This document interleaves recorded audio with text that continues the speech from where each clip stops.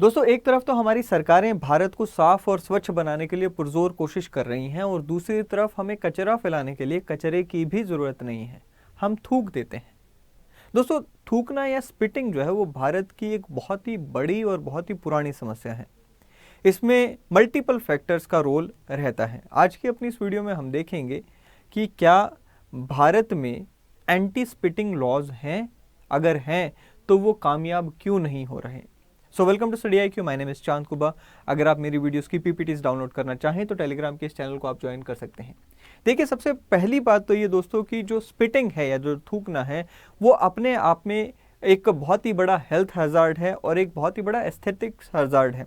सबसे पहले aesthetic hazard की अगर हम बात करें तो हम सब जानते ही हैं कि अगर हम भारत के किसी भी शहर में चले जाएं और किसी भी एक पॉपुलर प्लेस पर चले जाएं, किसी भी बिल्डिंग में चले जाएं, जो पब्लिक बिल्डिंग है वहाँ पे कहीं पे भी चले जाओ, सड़कों पर चले जाओ, आपको इस तरह के जो निशान हैं वो देखने को मिल ही जाएंगे। अब इसके जो पीछे सबसे बड़ी वजह है वो है हमारे देश में गुटखा एवं पान का जो है भरपूर इस्तेमाल होना। एक बिहेवियरल इशू इसे कह सकते हैं कि हमारे व्यवहार का एक कारण है कि ये जो दृश्य है ये पूरे भारत में लगभग हर शहर में ये स्थिति हमें देखने को मिलती है। लेकिन इससे भी बड़ी समस्या ये तब बन जाता है जब ये एक हेल्थ हजार्ड का रूप ले लेता है। WHO ने भी इस बात पे मोहर लगा दी है कि थूकने से अब विभिन्न प्रकार की बीमारियां फैलती हैं। खास करके हमने देखा कि जब कोविड आया तो उस समय में भी जो स्पिटिंग है उसकी वजह से कोविड की जो कारण है वो डेथ तक हुई हैं, हमें देखने को मिलता है। इनफैक्ट इसको एक नाम भी मिला, स्पिटिंग अटैक्स इसे कहा गया। अब ये स्पिटिंग अटैक्स जो हैं इससे बेसिकली कोविड फैला और इससे कई लोगों की जान भी गई।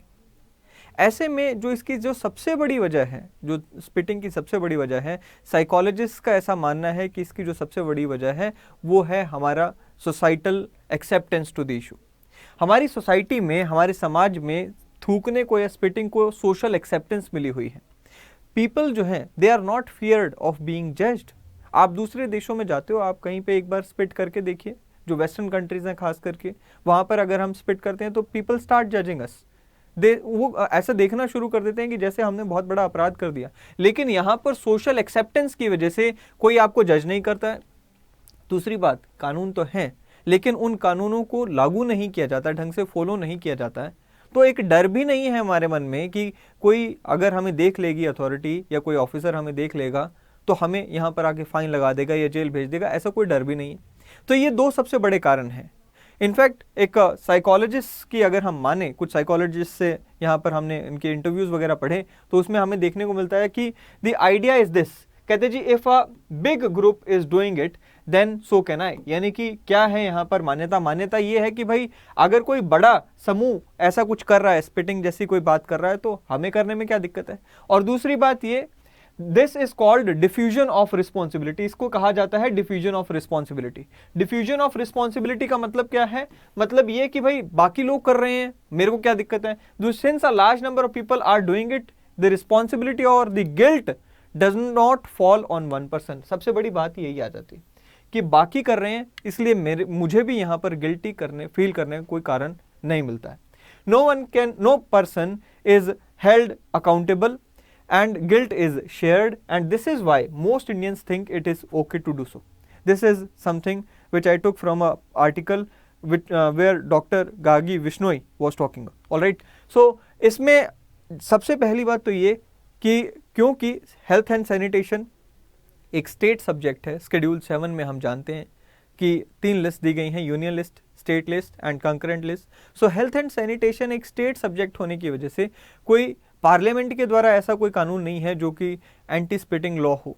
हमें देखने को मिलता है कि जो स्टेट्स हैं वो अलग अलग फॉर्म में, अलग अलग कानूनों में थूकने पर या फिर स्पिटिंग पर प्रतिबंध लगाती हैं और थोड़े बहुत नॉमिनल से फाइन्स ही लगाए जाते हैं। ज़्यादा बड़ी कोई पनिशमेंट इस पर लगाई नहीं गई। अगेन जो सरकारें चल रही हैं वो भी तो हम ही में से बनी है।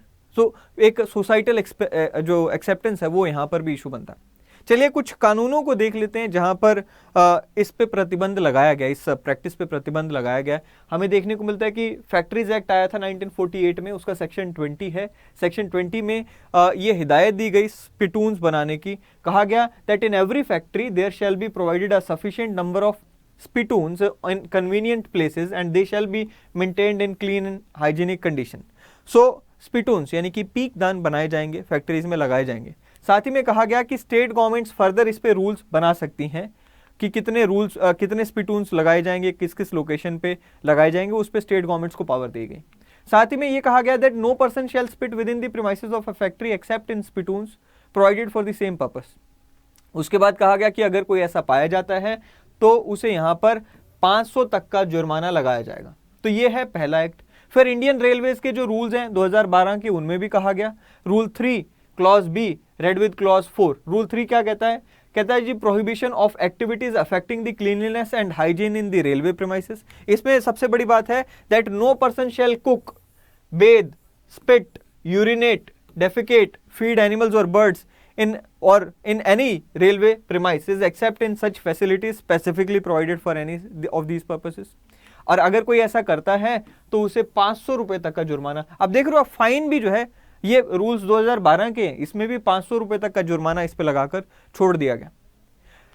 उसके बाद हमें देखने को मिलता है dock workers rules and regulations हैं 1990 की, उसमें भी कुछ ऐसा ही हमें देखने को मिलता है कि no person shall spit in dock area except in spittoons. यहाँ पर भी हमें देखने को मिलता है कि रेगुलेशन 98 सब रूल 2 उसमें हमें यहाँ पर बताया गया है कि हर ऐसे एरिया में स्पिटून्स होंगे। स्पिटून्स एरिया जो होगा वहीं पर कोई व्यक्ति जो है वो स्पिट कर सकता है, और अगर कोई स्पिटून्स के अलावा कहीं पे स्पिट करता है तो कहते हैं जी 100 रुपीज़ तक का फाइन लगेगा। अब देखो 100 ही रुपये का फाइन है 1990 में, खैर ठीक है।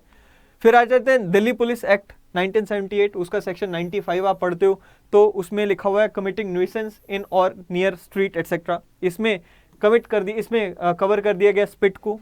कहते जी एनी पर्सन और no person shall in any area और इन द स्ट्रीट और पब्लिक प्लेस और पब्लिक रिजोर्ट, कहते जी spit, throw any dust, ashes etcetera. और अगर कोई ऐसा करता है तो उसे पेनल्टी मिलेगी कितनी? 100 रुपीज़, या फिर डिफॉल्ट ऑफ पेमेंट पे 8 दिन तक की सजा मिल सकती है। बॉम्बे पुलिस एक्ट आ गया। बॉम्बे पुलिस एक्ट में भी कुछ इसी तरह के प्रावधान हैं, जहां पर कोई स्पिटिंग करता है, स्ट्रीट वगैरह में कोई स्पिटिंग करता है तो उसको यहाँ पर मना किया गया। सबसे पहली बात, अगर कोई करता है तो 1200 रुपये तक का इस पर जुर्माना लगेगा। फिर हरियाणा में भी कुछ इसी तरह से हमें देखने को मिलता है। हरियाणा म्यूनिसिपल एक्ट जो है 1973 का, उसका सेक्शन 159, इसमें भी स्पिटिंग इन पब्लिक प्लेस पे मना किया गया है। अगर कोई स्पिटिंग करता है तो उसे यहाँ पर कहा गया 25 रुपीज़ से लेकर 100 रुपीज़ तक का जो है जुर्माना लगेगा, 200 रुपीज़ तक का जुर्माना लगेगा, यानी कि 2500 रुपये से मिनिमम 200 रुपये मैक्सिमम जुर्माना जो है यहाँ पे लगाया गया। फिर गोवा में हमें देखने को मिलता है, गोवा में थोड़ा सा फाइन ज़्यादा है। कहते हैं जी यहाँ पर भी आप देखिए Goa prohibition of smoking and spitting act, यहाँ पे इन्होंने स्पेसिफिकली ये बनाया एक एक्ट, चलो अच्छी बात है। फिर इसमें यहाँ पर कहा गया person shall smoke, no person shall smoke और spit in any public place. इसमें यहाँ पर अगर कुछ ऐसा करता हुआ पाया जाता है तो 1000 रुपीज़ तक का जुर्माना पहली बार में, सेकंड में या सब्सिक्वेंट ऑफेंस में shall be punishable with minimum fine of 2000 rupees, maximum जो है वो 5000 रुपये तक जा सकता है दूसरी बार में या उससे आगे। फिर अरुणाचल प्रदेश में भी आप इसी तरह का कानून देखते हो, और इसी के साथ साथ आप देखते हो कि केरला, मद्रास, नागालैंड एंड उसके अलावा आप तमिलनाडु, देन उड़ीसा, वेस्ट बंगाल, इस तरह के हर एक स्टेट में लगभग जो है हमें कानून देखने को मिलते हैं।